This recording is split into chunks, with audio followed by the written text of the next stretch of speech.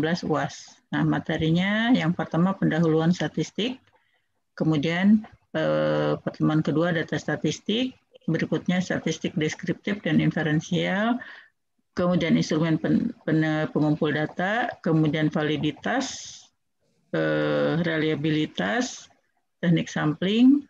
Nah, baru ini UTS di sini. Nah, setelah UTS baru masuk ke normalitas, homogenitas, pengujian hipotesis, korelasi, analisis regresi, dan ANOVA satu arah. Ya, ini semua adalah materi-materi yang akan kita pelajari di dalam semester ini. Ya,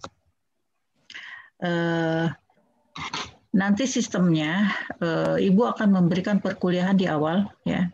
Seperti ini ya, nanti Ibu menerangkan terlebih dahulu, kemudian Ibu akan memberikan tugas. Nah, tugas itu nanti kalian kerjakan secara bersama-sama ya, secara bersama-sama dan gantian. Nanti dipresentasikan oleh masing-masing kelompok gitu ya. Tapi siapa yang maju Ibu tentukan pada saat itu ya. Jadi tidak dari sekarang ditentukan, misalkan pertemuan kedua misalnya yang maju kelompok 1, pertemuan ketiga kelompok 2, tidak seperti itu. Semuanya harus siap gitu ya. Jadi kalian semuanya harus mengerjakan terlebih dahulu tugas-tugas yang nanti akan Ibu berikan. Nah, kemudian kalian harus siap kapanpun diminta untuk maju ya. Tapi yang jelas semua nanti akan kebagian untuk maju ya. Gitu. Kemudian ini adalah sumber atau buku yang Ibu pergunakan. Ya, ini ada 4 ya yang harus kalian baca ya. Nah, yang pertama ini karangan Rus Effendi, yang kedua karangan Sujana, metode statistik, yang ketiga karangan Sugiono, dan yang keempat karangan dari Walpole. Walaupun urutannya itu dari atas itu Rus Effendi, tapi yang buku yang dijadikan buku utama di dalam perkuliahan ini adalah buku karangan Walpole. Ya, di sini pengantar statistik, ya, itu buku utamanya. Ya, yang bisa dikatakan sebagai buku wajib yang harus kalian punya, ya ini yang Walpole. Untuk yang lainnya kalian tidak perlu untuk istilahnya mempunyai, tetapi ada bagian-bagian tertentu yang Ibu ambil dari buku-buku tersebut ya. Contoh dari Sugiono itu Ibu ambil teknik sampling itu dari situ, jadi kalian boleh fotokopi saja di bagian teknik samplingnya. Kemudian Rus Effendi ini Ibu ambil untuk validitas, reliabilitas, dan instrumen. Ya, ini dari Rus Effendi. Ya, kemudian dari Sujana ini hampir sama dengan yang di Walpole ya. Ini di pengujian hipotesis Ibu ambil dari Sujana dan Walpole gitu. Jadi sebenarnya kalian untuk punya satu buku saja sudah cukup ya. Ini yang di nomor 4 ya. Buku ini banyak dijual di toko buku dan sekarang kalian bisa cari di market online seperti Shopee, Tokopedia dan lain sebagainya. Yaitu harganya bervariasi ya, tergantung dari bukunya, apakah dia asli atau buku istilahnya edisi mahasiswa. Biasanya untuk edisi mahasiswa itu lebih murah karena kertasnya juga menggunakan kertas buram gitu. Tetapi intinya yang diperlukan itu bukan kertasnya tapi adalah isinya. Yang penting isinya adalah sama ya, walaupun kertasnya berbeda ya. Gitu. Kalau yang asli biasanya kertasnya kertas HVS biasa ya. Jadi itu untuk silabusnya. Kemudian komponen penilaian itu seperti mata kuliah yang lain kita sama saja. Yang pertama itu adalah dari kehadiran ya.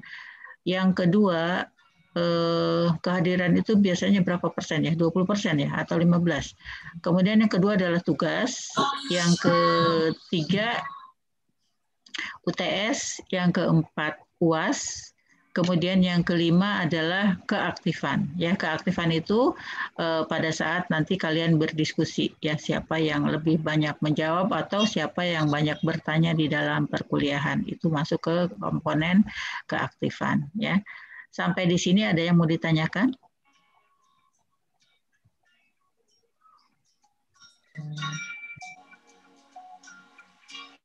Kemudian ini ya, kehadiran ya, kalian diusahakan masuk sesuai dengan jadwal yang ditentukan.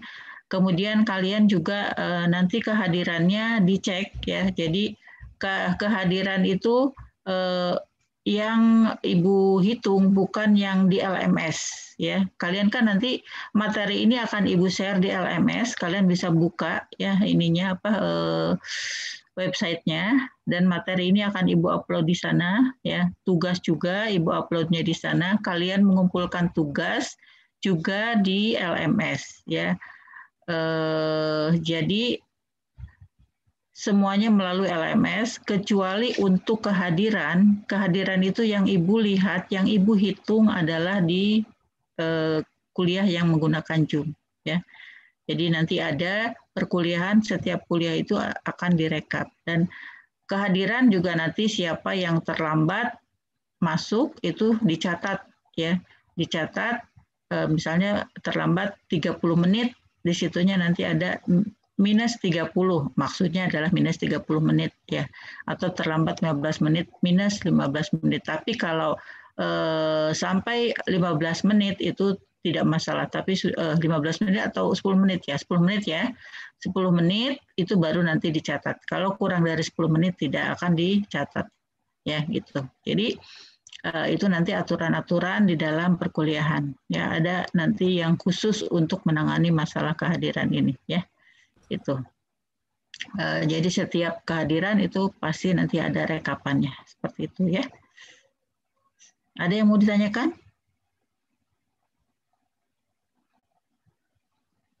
Kita sekarang sudah jam 10:15, kuliahnya sampai jam berapa? Komitinya tadi siapa? Alwan ya? Alwan sampai jam berapa Alwan? 11.40 Bu. 11.40, baik.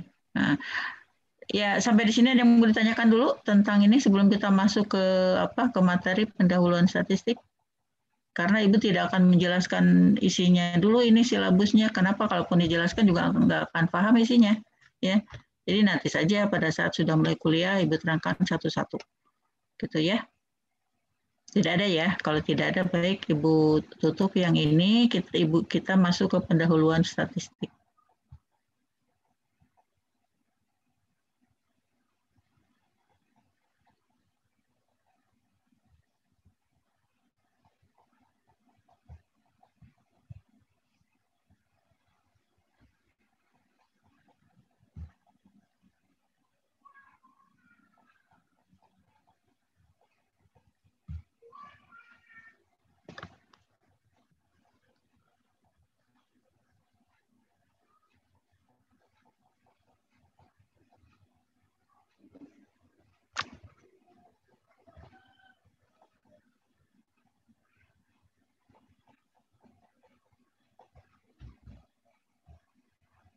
Sinyalnya ini lambat sekali. Ini nggak ini apa? Belum muncul juga ini option yang akan dipilih.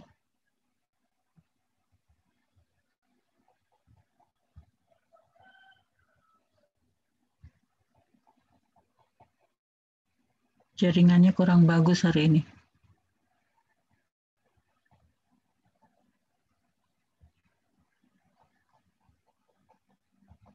Ya, sudah nampak belum?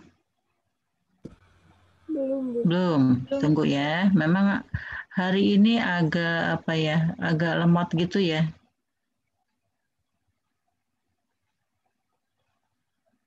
Sudah? Sudah ya? Sudah. Ya, ini pendahuluan statistik ya. Tapi di sini judulnya Ibu ganti dengan pengertian statistik, statistika, dan statistik pendidikan. Kenapa? Karena isinya yaitu menjelaskan tentang pengertian dari ketiga istilah ini ya. Ya, tentunya kalian sudah sering menggunakan istilah statistik ya, atau mendengar kata statistik. Ya. Nah, pengertiannya itu apa? Kita bahas di sini ya. Ini adalah pengertian statistika menurut Sujana ya. Ada istilah statistik, ada istilah statistika ya. Kadang-kadang penggunaan kata ini dicampur ya, dicampur dengan maksud yang sama, padahal sebenarnya mempunyai pengertian yang berbeda, gitu ya. Tetapi kalaupun pengertian berbeda, kalian bisa membedakan kapan apa yang dimaksud dengan statistika, kapan yang dimaksud dengan statistik itu dari konteks kalimatnya, ya gitu. Nah, statistika itu adalah ilmu yang mempelajari tentang bagaimana cara mengumpulkan data. Jadi pertama dikumpulkan, kemudian menyajikan data, ya, disajikan, ya, mengolah data, diolah, kemudian menganalisis data dan menarik kesimpulan. Nah, bagaimana cara mengumpulkan data itu tentu ada caranya, yaitu nanti menggunakan instrumen. Ya, jadi mengumpulkan data itu bukan berarti datanya diambil satu-satu gitu ya, karena data itu kan bukan berupa benda, tapi dia berupa angka-angka ya gitu. Nah, ini tentunya harus ada alat untuk mengumpulkan data ini ya, yaitu dengan instrumen. Bisa berupa tes, bisa berupa wawancara, bisa berupa angket, observasi dan lain-lain ya. Nah, kemudian menyajikan data. Bagaimana cara menyajikan data ya? Kalau kita menyajikan makanan di mana? Di piring ya. Nah, kalau data bisa nggak disajikan di piring? Bisa tidak? Tidak ya, jadi menyajikan data jangan di piring ya, piringnya tetap kosong ya. Menyajikan data itu berupa tabel ya, berupa diagram, itu namanya menyajikan data ya. Itu. Kemudian mengolah data. Nah, ini juga mengolah ya, biasanya kalau ibu kalian mengolah makanan di mana? Mengolah itu bahan makanan di dapur ya. Ya, kalau data apa di dapur ngolahnya? Tidak ya. Jadi mengolah data bukan di dapur, tetapi di komputer, di Excel atau di SPSS ada softwarenya tersendiri untuk mengolah data ya. Atau kalian juga bisa dengan menghitung manual untuk mengolah data. Begitu ya. Kemudian setelah diolah ya, tentunya kalau sudah diolah sudah bisa dianalisis datanya ya. Jadi nanti hasilnya seperti apa setelah diolah ya. Setelah dianalisis baru bisa mengambil kesimpulan dari data tersebut ya. Contohnya adalah pada saat kalian mengerjakan skripsi nanti ya, kalian kan membuat instrumen, ke lapangan, mengambil data, mengolah data, dianalisis, baru nanti mengambil kesimpulan, yaitu dengan melihat apakah misalnya penelitian kalian misalkan menggunakan model pembelajaran yang inovatif, apakah siswa atau hasil belajar siswa yang menggunakan model misalnya Jigsaw lebih baik dibandingkan dengan yang menggunakan model konvensional. Nah, itu kesimpulan namanya ya. Nah, itu pengertian statistika. Nah, kalau ini pengertian statistik. Nah, ya beda ya statistika dengan statistik. Statistik itu secara bahasa, ya ini dari kamus ya, ini dilihatnya, adalah ukuran yang diperoleh dari sampel sebagai lawan dari parameter yang berarti ukuran yang diambil dari populasi. Jadi di dalam statistik itu kan kalau kita ingin meneliti kita mencari data ya. Data itu diambilnya dari mana? Dari populasi dan dari sampel. Nah, populasi itu mana, sampel itu mana? Kalau populasi adalah keseluruhan subjek yang akan kita teliti keseluruhannya. Ya, jadi kalau misalkan kalian mau meneliti tadi ya model pembelajaran Jigsaw misalnya di SMP, misalkan SMP Darmaga lah misalnya ya. Nah, berarti populasinya itu tadi SMP Darmaga ya. Tapi kelasnya kelas berapa? Karena kan mengajar kalian tidak bisa satu mata pelajaran diberikan di semua kelas. Tentukan kelasnya kelas berapa. Misalnya di kelas 2, ya itu populasinya. Nah, sementara sampelnya, sampel itu adalah bagian dari populasi, ya, tetapi masih memiliki karakteristik yang sama dengan populasi. Jadi hanya bagiannya saja. Nah, kita punya sampel, punya populasi. Kemudian angka-angka atau hitungan yang diperoleh dari sampel dan dari populasi itu berbeda, ya, berbeda istilahnya. Ya, hasil hitungan yang diperoleh dari sampel itu disebut dengan statistik. Ya, jadi statistik itu adalah hasil hitungan atau ukuran kalau istilah di sini ya. Ukuran yang diperoleh dari sampel atau hasil hitungan yang diperoleh dari sampel. Contohnya apa? Rata-rata ya, kemudian apa variansi itu yang disebut dengan ukuran gitu ya. Di sampel ada rata-rata, di populasi juga ada rata-rata, hanya mereka lambangnya beda. Kalau di sampel itu lambangnya nanti X, ada garisnya di atas. Tapi kalau di populasi rata-rata itu dilambangkan dengan mu. Mu itu huruf M tapi yang depannya panjang, itu mu. Ya, nanti kalian akan lihat apa ukuran-ukuran yang terdapat pada sampel dan ukuran-ukuran yang terdapat pada populasi. Ya, itu pengertian statistik. Kita lanjut ya. Nanti kalian kalau ada yang mau bertanya setelah selesai saja. Catat dari sekarang apa yang mau ditanyakannya ya. Kemudian pengertian statistik. Nah, ini dari Sugiono ya, mengenai memiliki 4 pengertian ya. Data statistik. Ya, ini dia istilahnya datanya yang dia bahas, yaitu kumpulan angka yang menunjukkan keterangan cabang, keterangan mengenai cabang kegiatan hidup tertentu ya. Jadi data statistik itu mengenai sekumpulan angka. Kemudian kegiatan statistik. Nah, kegiatan statistik itu adalah kegiatan yang ada hubungannya dengan statistik, yaitu berupa pengumpulan data, penyajian data, pelaporan, dan analisis data itu masuk ke kegiatan statistik.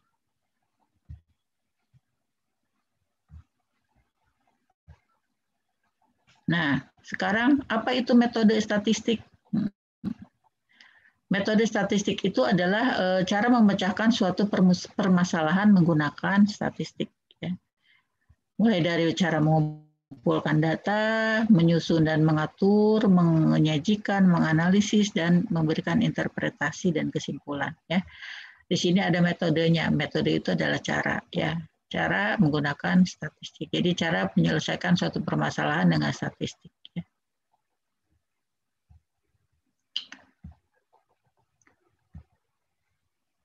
Ilmu statistik.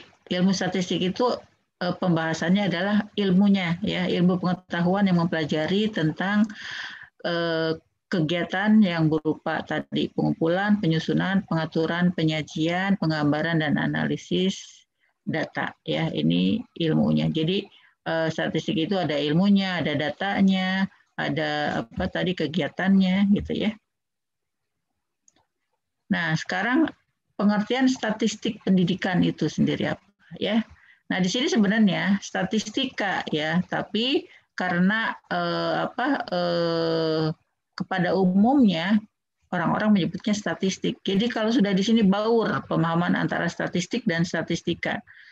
Yang dimaksud di sini adalah ilmu statistik pendidikan, ya gitu.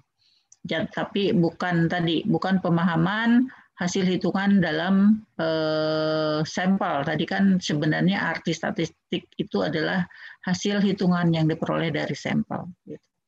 Nah, ini statistik di sini adalah statistik ilmu sebagai ilmu, ya. Kemudian kenapa dikatakan statistik pendidikan? Karena dia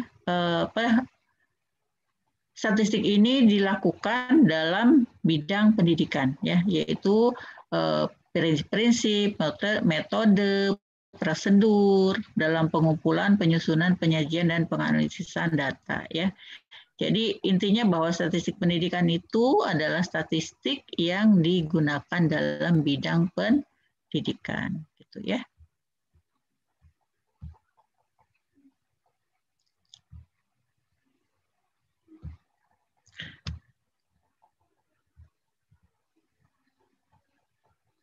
Ya, pembagian statistik, ya. Statistik itu bisa dibedakan menjadi beberapa penggolongan, ya.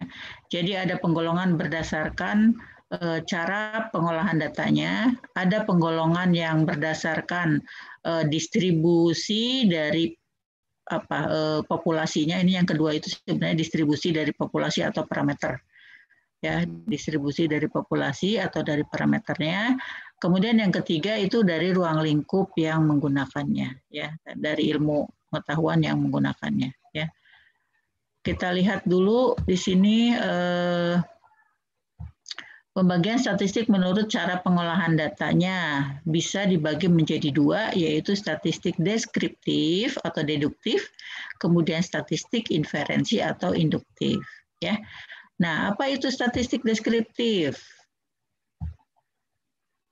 Yaitu statistik yang berfungsi untuk menganalisis, mengorganisasi, dan memberikan pengertian mengenai data atau keadaan, gejala, atau persoalan dalam bentuk angka agar dapat memberi gambaran secara keseluruhan, ya, ringkas dan jelas. Nah, jadi statistik deskriptif itu tujuannya apa sih? Tujuannya untuk menggambarkan suatu keadaan, ya, sejelas mungkin, ya, gitu. Tapi tidak bermaksud untuk menarik kesimpulan, ya. Jadi di sana tujuan dari statistik deskriptif itu hanya memberikan gambaran saja, ya.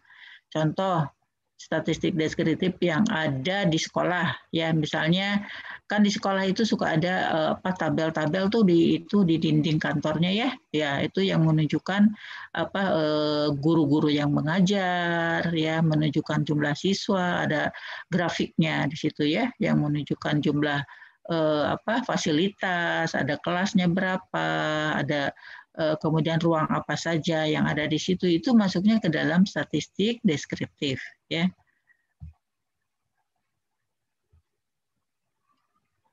Nah, apa saja yang dibahas di dalam statistik deskriptif, ya? Ya, contohnya adalah grafik, ya, grafik-grafik atau diagram.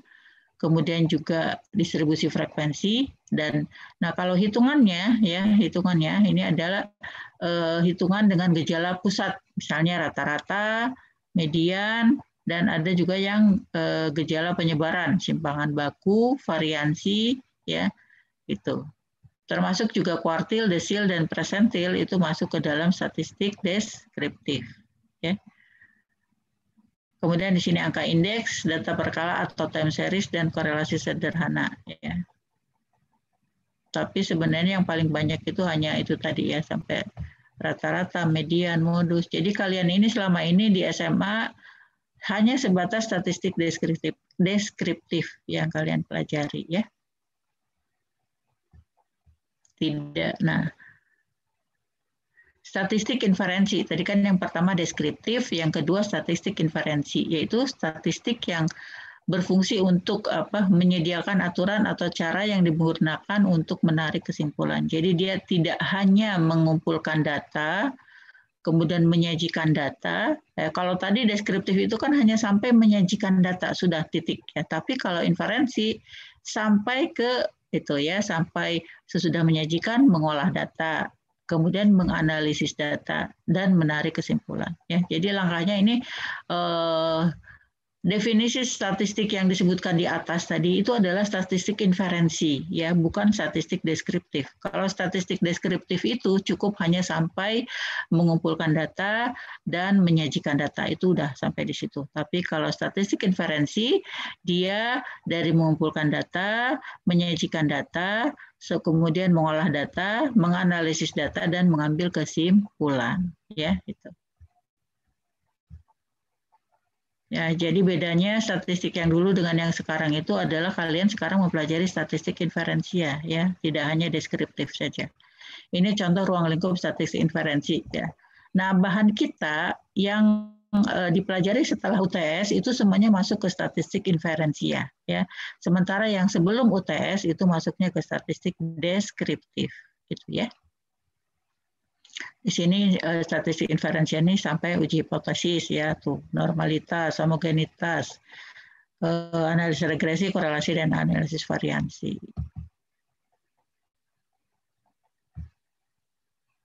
Nah, tadi pembagian statistik menurut cara pengolahannya. Yang kedua ini adalah pembagian statistik berdasarkan bentuk parameternya, ya. Parameter itu apa? Tadi dari hasil perhitungan atau distribusi pada populasi ya. Jadi ini yang dilihat adalah distribusi populasinya ya. Nah, statistik ini dibagi menjadi dua, yaitu parametrik dan non parametrik. Apa yang dimaksud dengan statistik parametrik? Yaitu statistik yang harus memenuhi syarat bahwa distribusi dari populasinya itu harus berdistribusi normal dan homogen. Nah, itu baru menggunakan statistik parametrik ya. Sedangkan untuk yang tidak mensyaratkan distribusi populasinya itu normal ya, tidak memberikan syarat itu atau bebas distribusi. Nah, ini disebut dengan statistik non parametrik ya. Nah, jadi nanti kalian hitungannya juga harus tahu ya ini bahwa hitungannya beda antara statistik parametrik dan statistik non parametrik.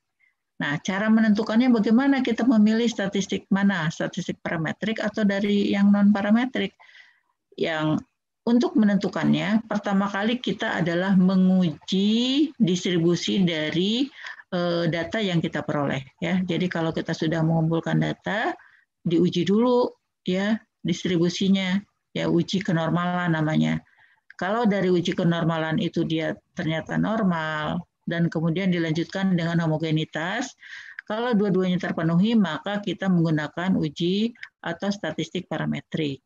Sementara kalau setelah data yang kita peroleh itu kita uji normalitasnya ternyata dia tidak distribusinya tidak normal, nah tidak perlu lagi menguji homogenitas, langsung saja kita menggunakan statistik non parametrik ya. Apa bedanya statistik parametrik dengan non parametrik? Bedanya adalah rumus-rumus yang digunakan ya. Jadi beda yang digunakan dan istilahnya juga berbeda ya. Contoh pada saat kita membandingkan antara dua kelas hasil belajarnya ya, kan kita menggunakan uji T ya untuk statistik parametrik ya. Kalau distribusi datanya itu normal. Tapi kalau distribusi datanya tidak normal, kita tidak bisa menggunakan uji parametrik, tapi harus menggunakan uji non parametrik. Namanya uji Human-Whitney ya. Jadi contohnya itu tadi itu membandingkan antara rata-rata dua kelas ya. Beda antara statistik yang digunakan statistik parametrik dan yang statistik non parametrik gitu ya. Nah, mana yang lebih banyak digunakan? Tentu saja statistik parametrik. Kenapa? Karena di sini hasilnya dia lebih akurat ya, lebih mendekati nilai yang sebenarnya. Ya, kalau statistik non parametrik dia sifatnya agak lemah ya, jadi tidak terlalu mendekati data yang sebenarnya gitu ya. Jadi kalian nanti pelajari ini pada saat pengujian hipotesis, ini kalian harus memilih apakah menggunakan parametrik atau non parametrik ya itu.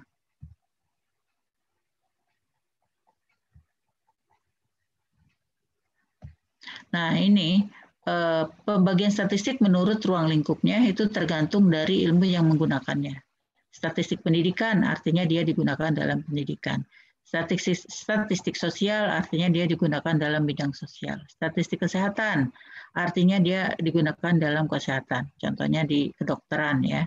Kemudian statistik ekonomi, yaitu statistik yang digunakan dalam bidang ekonomi, statistik pertanian itu digunakan dalam bidang pertanian atau dinamakan biostatistik biasanya ya.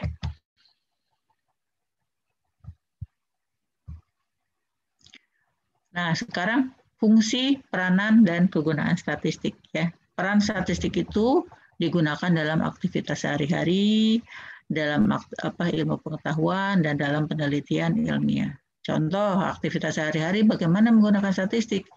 Contohnya kalian misalnya pada saat masih normal kalian ke kampus diberi ongkos sama orang tua ya. Sebulan dikasih, biasanya berapa dikasih sebulan ongkos untuk ke kampus? Ada 100.000 ya, misal 100.000 ya kalian dikasih seminggu. Nah, ternyata dalam seminggu itu kan misalkan kalian kuliah ya 5 hari, berarti kan 100.000 Ternyata pas hari Sabtu dan Minggu tuh kalian masih bersisa, nggak habis semua. Misalkan sisanya adalah 25.000 ya, otomatis kalian habisnya kan 75.000 nih dalam waktu 5 hari. Nah, kalau dalam waktu 5 hari itu 75.000, berarti berapa rata-rata ongkos kalian dalam 1 hari? Ya, berarti 75 dibagi 5.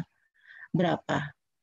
15.000 ya. Jadi rata-rata ongkos kalian untuk ke kampus itu adalah 15.000. Itu sudah termasuk statistik ya. Itu ya. Jadi jangan dikira statistik itu sesuatu yang kompleks.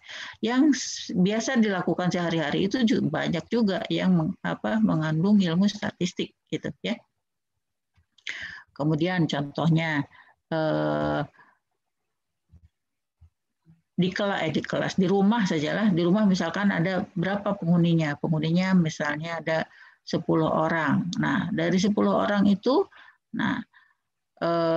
mana yang misalnya yang rata-rata usia lah dulu ya, rata-rata usia dari semua anggota rumah, anggota keluarga itu berapa? Ya berarti usianya dijumlahkan dan dibagi. Itu rata-rata usia. Ada lagi misalnya modus ya, modus. Modus itu apa? Modus itu adalah data yang sering muncul. Nah, dari 10 orang itu mana yang sering misalnya makan mie instan. Nah, ini ya. Misalnya dari mulai bapak, anak dan bapaknya, ibunya dan anak-anaknya. Masing-masing kan ada yang makan mie instan ya.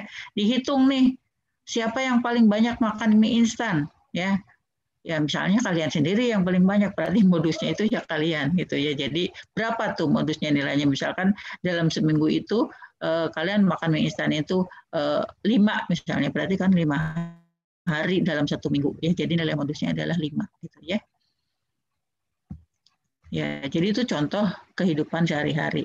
Fungsi statistik sebagai bank data, alat quality control, pembuatan keputusan, biasanya ini di perusahaan dipakai alat quality control.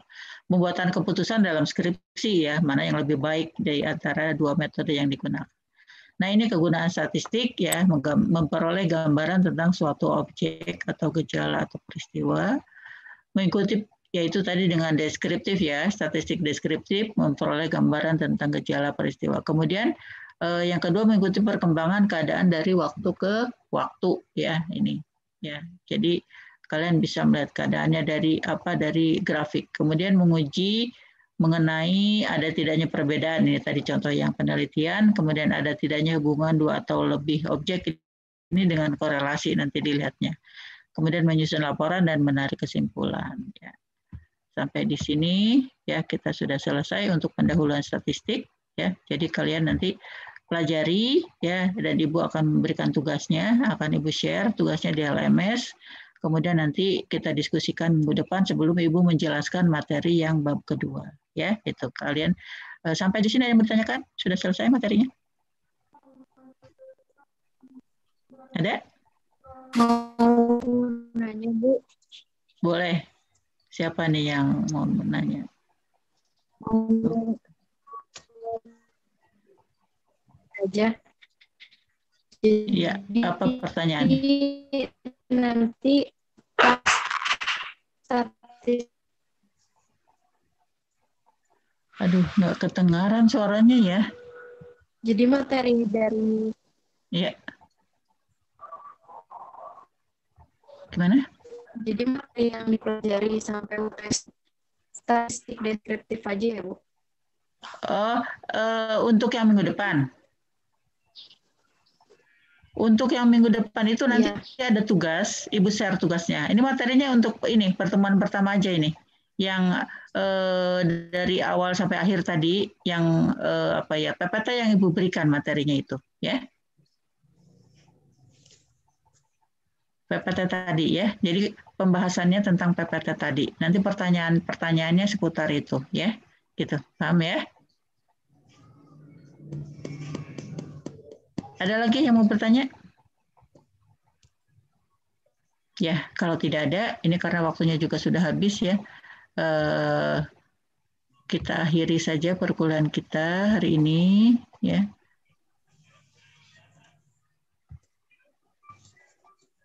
Ya, mudah-mudahan kalian bisa memahami, ya, Ibu harapkan sih bisa sampai memahami, ya. Paling tidak ada gambaran, ya. Tapi kalian baca dulu, ya, baca dulu, kemudian kalian baca kalau perlu kalian browsing di internet, ya, tentang apa tadi materi yang Ibu bahas tadi, ya. Baik, hari ini kita sudah selesai perkuliahannya. Silahkan untuk Alwan ditutup dengan doa, ya. Ibu akhiri saja dengan wabillahi taufiq wal hidayah. Wassalamualaikum warahmatullahi wabarakatuh. Waalaikumsalam warahmatullahi wabarakatuh. Baik, sebelum mengakhiri perkuliahan kita hari ini, sebaiknya kita membaca doa dengan mengucap hamdalah, alhamdulillah. Alhamdulillahirrahmanirrahim. Baca doa Faratul Masjid, ya, ya. Ya, bareng-bareng. Silakan. Subhanaka Allahumma wa bihamdika asyhadu an la ilaha illa anta astaghfiruka wa atubu ilaik. Ya, Assalamualaikum warahmatullahi wabarakatuh. Ibu izin untuk live, ya. Iya, Baik, Bu. Bu. Makasih, Bu. Makasih Makasih, banyak, Bu. Bu. Ya, Terima kasih, sama-sama. Bu. Terima kasih banyak, Bu. Dah.